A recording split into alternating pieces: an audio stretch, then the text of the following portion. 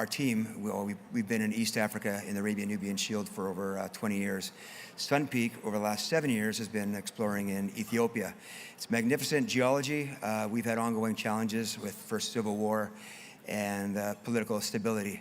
Last September, we announced that we're acquiring projects in Saudi Arabia, which we closed the agreement in December, and this talk will be about our new acquisition and our new projects in Saudi Arabia, which we are very happy about.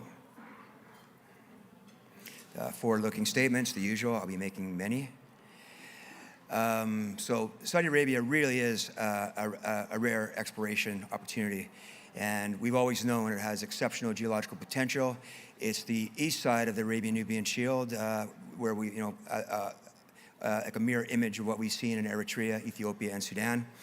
In a short time, we developed excellent relationships in the country. We built our network with the Ministry of Mines, the Saudi Geological Survey, the group that puts on the FMF in January, and mining leaders in the country. Our team has 20 years of success in the Arabian-Nubian Shield, including several world-class mine discoveries. In Saudi Arabia, the new projects comprise of over 1,200 square kilometers that have been very, very carefully selected by us based on our previous experience, and we're very excited to get to work and apply our methods and techniques. We do enjoy early mover advantage. There are other companies going in there, but we're staying ahead of the crowd, mostly based on our experience. And our goals are lofty to find VMS and gold mineralization like we have in the past, copper, zinc, gold, and silver, and we expect to make several discoveries, and our goal is to find more than one world-class deposit. Just quickly on our board, we have 3 significant new additions. Jim Peterson, who many will know here with the Discovery Group. Joshua Lai, a Vancouver-based lawyer who's working in Riyadh, based in Riyadh right now. And Hisham Hattar, a Saudi national who's 15 years in finance, including a senior director with the Public Investment Fund, the PIF, in Saudi Arabia, and he's been key in helping us build our network and navigate in Saudi Arabia. Our team history started on the west side in Eritrea 22 years ago. We comprised the exploration team at Bisha for Nevsun Resources during the discovery. We applied techniques that worked very, very well, and ultimately the mine went into production 8 years later. We then moved on to Sunridge Gold and did the same techniques over a space of 7 or 8 years. We've discovered 6 deposits. We took all the way through to feasibility, and then we ultimately sold it to a Chinese SOE in 2016. We then founded SUNPF, and we went across the border to Ethiopia. And like I said, it's geologically magnificent. We were making great progress until 2020 when war broke out, and it's been challenging ever since. So we've always recognized the potential on the east side of the Red Sea in Saudi Arabia, and we've made numerous attempts to move into Saudi Arabia, probably starting since 2008, but we were never able to make inroads until recently. And what changed? In 2019, they changed the laws so that foreign companies could now own 100% ownership in exploration licenses. Before that, it was only a minority interest. And more importantly, they made mining the 3rd pillar of their economy as part of the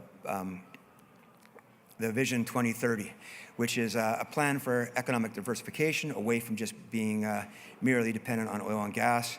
It's made tourism the 2nd pillar, and mining, in particular critical minerals and gold, the 3rd pillar, and it's immediate change. As I said, it's a geologically exceptional 650,000 square kilometers of Arabian-Nubian Shield. That's more than all the countries on the west side of the Red Sea combined. It's a top-tier mining jurisdiction, world-class infrastructure. There's enormous support from the ministry in terms of just general help, but also grants and incentives for exploration. And we're very happy with our portfolio so far, and we can apply our methods to try and repeat our success on the west side. So this map here sort of zooms in on the Arabian-Nubian Shield, on the east side, on the Arabian part of the Arabian-Nubian Shield. And the green boxes are our current projects. We have 5 licenses representing about 1,200 square kilometers. And these have been, like I said, carefully selected through a lot of research and traveling, crisscrossing the country, about 40,000 kilometers on the ground or more for our team.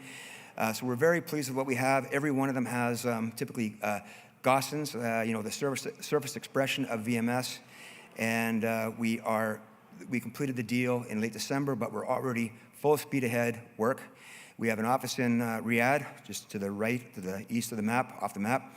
And we have compounds and guest rooms based out of Medina, where we can access our northern projects, and the same out of the town of Bisha to the south, where we can access Al Maya and the products around there.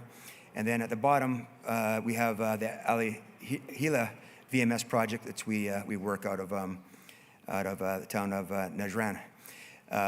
We have there's paved roads across the country. It's very easy to work. It's just a dream to operate. And on most of our work so far has been on the Safra project in the north, the El Maya, which is just sort of east or north of Bisha, and then Al Hila. We've done immediately got to work doing detailed geological mapping out these VMS Gossens. We've been doing ground EM and moving very rapidly. And yesterday we put out our first news since we've taken the project over, announcing results from the Al Hila project, where we're quite delighted. We've mapped out a zone 650 meters along strike, up to 30 meters wide, gold and silver rich, with gold grades up to 17 grams per ton and silver grades up to 180 grams per ton. I think more than 25-30% of the assays taken on the chip samples were above 1 gram per ton, so we're quite thrilled. The next steps there are to continue to expand it to the north and south, conduct ground EM, and then ultimately drill it. We're doing the same with all the other licenses, moving them all in parallel. And at the same time, we continue to look ahead. We call ourselves geological tourists.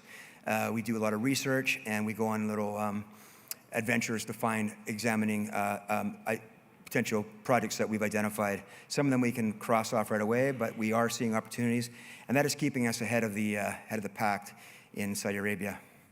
So Al Hila, as I mentioned, this news came out yesterday. 650 meters long strike, up to 30 meters wide. Gold and silver at the surface. We're going to expand this to the north and south, and this is scheduled to be drilled likely Q3. One of 2 or 3 projects to be drilled this year. That photograph on the left was taken yesterday in the field. That is Charlie Gregg on the left. He looks pretty small in that picture, but a lot of people might know him.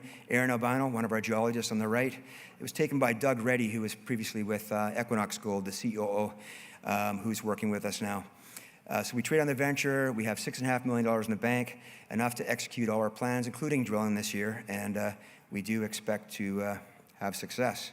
So again, in summary, we are a very unique opportunity here, as Saudi Arabia is now open for business, open for exploration.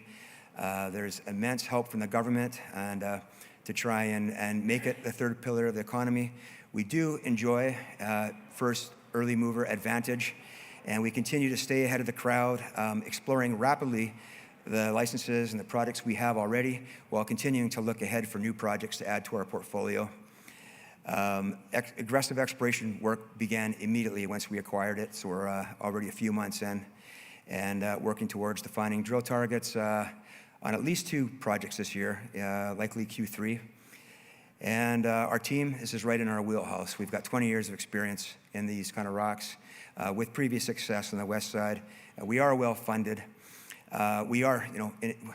We're sticking to the MO we always have. It's great that the prices are high, copper, gold, silver, and zinc, but really we continue to do what we've always done, and that's look for robust economic deposits that can survive a 25-year mine life, even at lows. And that's our goals are lofty to discover multiple world-class deposits, and we think we have the geology and the support and the runway to do it. That was very quick on the geology. We're happy to provide more fulsome details. If you come by our booth, Scott Ansel and myself will be there, and we're happy to talk about it. Thank you very much.